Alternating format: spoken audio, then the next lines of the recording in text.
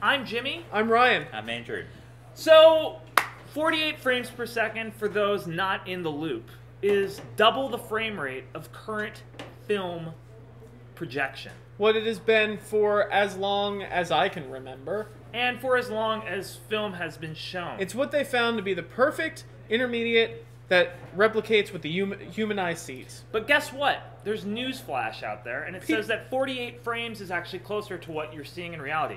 Now, Peter Jackson decided, I'm going to give it a shot. The technology is there, and he, dove into the deep end of the pool head first. Peter Jackson said, Eisenstein, Wells, Spielberg, all idiots.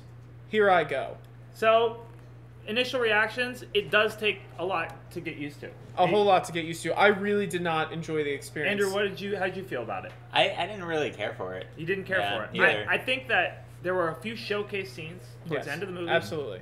But the technology is, suffice to say, in its infancy, to not the ready max. for prime time. Not ready Not for ready prime for time, prime time. which is, the kind of...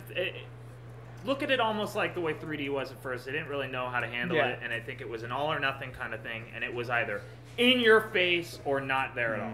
Yeah. And this is, I think, a lot very similar to that. Just to give you a sense, and you've probably read this online if you're interested, 48 frames per second looks a lot like when you're at Best Buy and you see a TV that's on what they call 240 hertz refresh rate, where it looks like a weird soap opera cartoony thing. That's how this whole movie kind of looks, which is strange because especially the live action stuff, where it looks like they're in fast forward, but they're moving at normal speed. I can't really. And it was a really awkward movie to introduce 48 frames a second into a mass audience.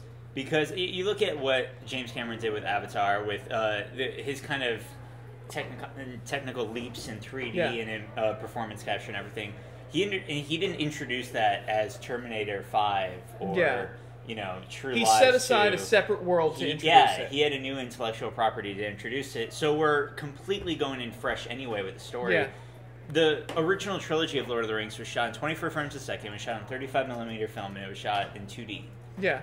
That is a very distinct window, and now he's changing that window to 3D, 48 frames a second, and shooting digitally, and the entire film uses the nostalgia you bring to it from the previous trilogy. Like it wants you to bring everything, all the emotions you bring from that trilogy into this film.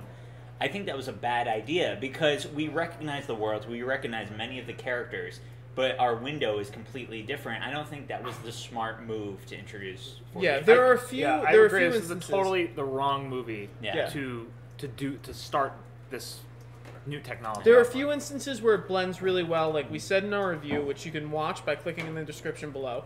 That the scene with Gollum, it meshes very well. A lot of that I feel has to do with the fact that scene is so riveting that you may not even notice. Yeah, like if you're paying attention to the 48 frames, they're not doing their job, and in that scene, that's they're really kind of doing the argument job. with 3D too. Yeah. It's like when it's working, you're not noticing. Yeah. Now Jimmy was speaking about using it as a storytelling tool in terms of black and white versus color. The way people Quentin Tarantino a lot of times will oscillate back and forth. Right, and I'm gonna speak really hypothetically. Imagine for a second you have a digital projector that doesn't exist yet, that can actually smoothly go from 48 frames to 24 frames or 120 frames, and it can modulate that depending on what the action on. So if it's really a big action sequence where you want to have more detail in some of the more frantic or moments, like a dream it can go sequence into 48 like frames, that. or it could go to even higher frame, like 120 what frames would it per be interesting second. for me? Being using it as a storytelling device where you have like a dial where you can go back and forth between it, kind of like you do with 3D now. An example or of that, where it's like the real world is 2D. Or Wizard of Oz. Exactly. An example of that in Peter Jackson, obviously he didn't do this, but like for instance, if the Lovely Bones had been made in the way that Jimmy's talking about, it's like in the real world it'd be 24 frames, and then when they went to the afterlife world, it'd be like 48 frames per second, and that'd be an interesting way to kind of differentiate places. That's obviously Peter Jackson couldn't have done that. The technology didn't exist yet, but just as an example in his oeuvre of something that may have been, what Jimmy's talking about may have been appropriate. The problem with any of those scenarios, including 3D, Unlike Wizard of Oz, when it went from black and white to 3D. To color. It's color, yeah, I'm sorry. And part of the problem I had with Tron doing that is that the audience is paying more.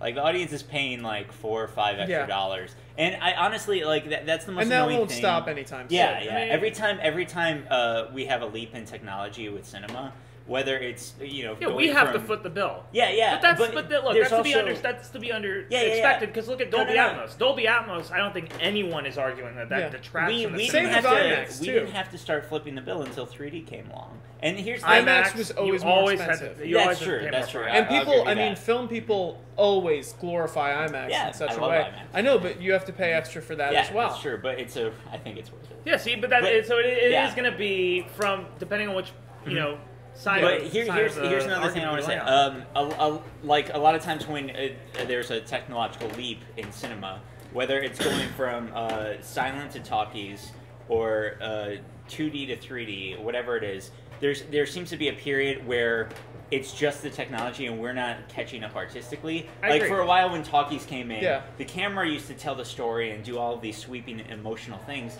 And then they just kept the camera still and let people talk. It kind of, art stops still in technology. And unfortunately, we're in such a way that the fact that they can raise ticket prices kind of drives the fact that they want to push the technology further. Exactly, and I don't feel like there is a storytelling element there. Yeah. I think there is something there that we can glean from this example of the film, that there are certain elements that showing it at a higher frame rate will actually help immerse you into the world. And but I think as a whole, there are still a lot of scenes. It's like when I found out that Scorsese was doing a 3D movie, and I'm like, what is he going to do with a 3D drama or 3D like New York crime movie? I had no idea what the movie was going to be. But I think it's like doing 3D for dialogue scenes. It feels really like. And we'll see. Hopefully in 10, 20 years, it'll be all these tools that people can incorporate. It's a very strong first effort. Yeah, it could have been a lot worse. One of my issues is not issues, but just recently, you know, the period between technology, we're all just like, what was Dr. Grant saying in Jurassic Park? The world's changing so quick, and we're all just trying to keep up. Yeah. When we went to digital from 35, there's a lot of shit that looked terrible. And now we're just getting to the point where digital can look great in the hands of guys like David Fincher. But for every David Fincher, you have like a Public Enemies or something that just looks awful.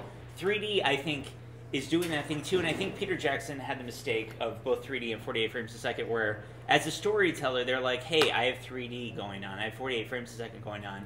Most of my job is done in terms of immersing people into the world, because that adds so much immersion just in of itself. And they lack maybe the ingenuity to really push the story forward. I think the truth of the matter is, and will always be, that even if you have virtual reality camera system set up where you have this thing strapped to your head and you are fully immersed in the world as far as your senses are concerned, the characters and the story are still going to come first. And I think that is true in this film, that the technology is really only there to raise it up just that much more. To give you that extra push. Unfortunately, it's not quite there. Unfortunately, it's not ready for prime time, and there are a lot of scenes where it does the exact opposite of its intended effect, and it pulls you right back out of there and into a movie theater where you're going, And I want to make that note because I think we brought this up briefly, but the biggest gripe I have with 48, aside from the factor that it looks sped up and it looks televisual, is that you could really tell the difference between a live action play and what CG. CG looks fine, but it would look fine in 24 frames a second too. Yeah, the same way CG looks good in 3D. Exactly. But CG in 24 frames a second in like the previous trilogy blended in a beautiful way where it felt like it was all a part of the same scene. In this, I don't know if it was the 48 frames of the 3D. I think a lot of it had to do with 48 frames because it's so distinct in our head.